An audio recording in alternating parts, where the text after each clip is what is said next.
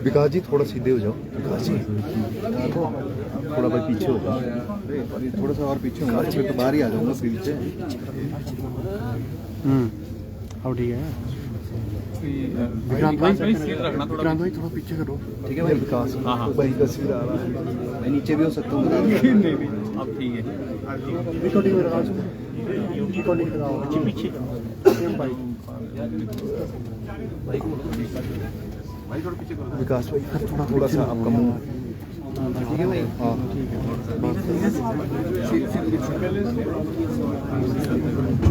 सोलंकी जी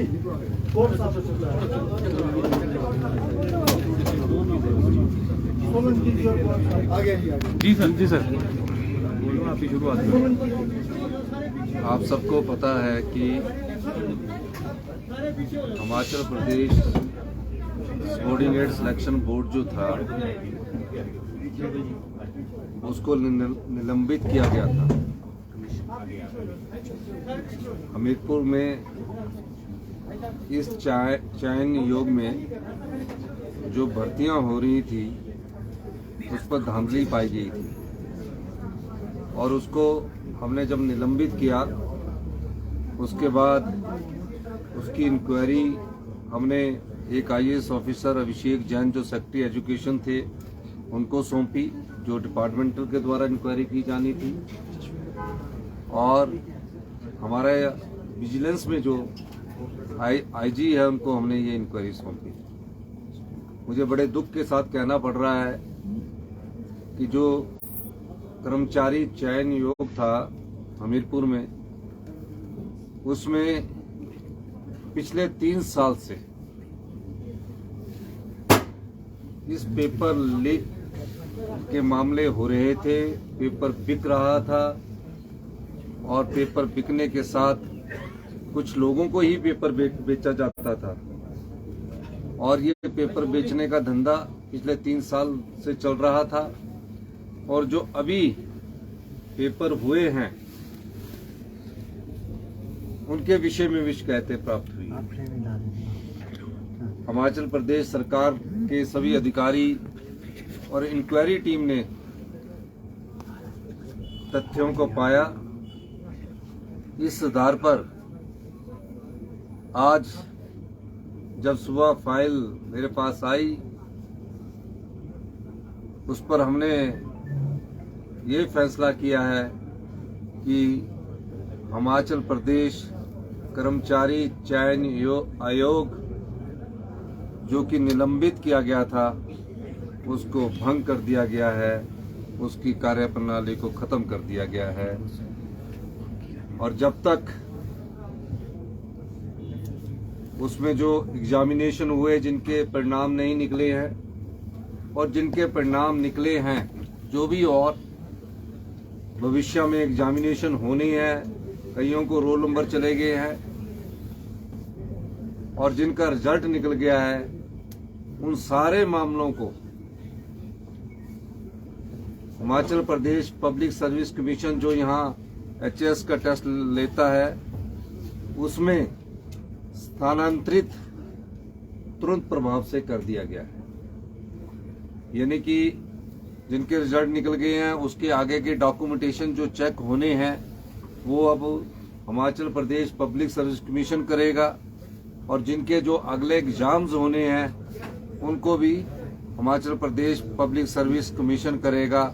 और ये तब तक करता रहेगा जब तक कि वहाँ कोई अल्टरनेट के रूप में या टेस्टिंग एजेंसी के रूप में, जो हम नेशनल टेस्टिंग एजेंसी का अध्ययन कर रहे हैं जो नेशनल लेवल पर रिक्रूटमेंट करती है, उनके सभी पहलुओं की हम जांच पड़ताल कर रहे हैं जब तक कि उसका गठन नहीं किया जा सकता है। इस दृष्टिकोण से जो भी उस कर्मचारी हमारे हमीरपुर में कार्यरत थे उनको सबको सरप्लस रूट में डाल दिया गया है, सरप्लस पूल में डाल दिया गया है और उनको कहा गया है कि आप अपनी किस विभाग में दूसरे विभाग में जाना चाहते हैं उसकी ऑप्शन हिमाचल प्रदेश सरकार में वो लिख कर देंगे। मेरा ये मानना है जब किसी संस्था पर उंगली उठती है और इंक्वायरी के बाद ये पाया जाता है कि इस संस्था पर उंगली उठी है और पेपर बिके हैं, उस संस्था की विश्वसनीयता पर सवाल खड़ा हो जाता है। और इस प्रकार जब तथ्य पूरे हमें मालूम हुए और पूरे तथ्यों के आधार पर आज ही हमने हिमाचल प्रदेश पब्लिक जो हमीरपुर में चाय नियोग है उसकी पूरी इंक्वायरी करने के बाद ये पाया कि यहाँ टॉप से लेकर बॉटम तक लोग शामिल थे और इस दृष्टिकोण से हमें ये कड़ा फैसला लेना पड़ा है। और हम हिमाचल के जितने युवा हैं, हमने पहले भी कहा है कि अब आपकी परीक्षाएं जो अभी जब तक जो जिनके रोल नंबर चले गए हैं वो Himachal Pradesh public service commission लेगा और जिनके रिजल्ट निकल गए हैं उनकी डॉक्यूमेंटेशन की जो चेकिंग है वो भी Himachal Pradesh public service commission द्वारा ली जाएगी। और जो आगे इंटरव्यू होने हैं उन इंटरव्यूओं को भी जब तक की नई एजेंसी नहीं आ जाती Himachal Pradesh public service commission ही लेगा। बहुत बहुत धन्यवाद। सर ये जो रिपोर्ट्स आई हैं, आपने कहा था कि काफी गंभीर इश्यूज हैं, बहुत सारे लोग इन्वॉल्व हैं, क्या आउटपुट है, किस लेवल पर लोग इन्वॉल्व हैं और किस तरह का एक्शन उनके खिलाफ?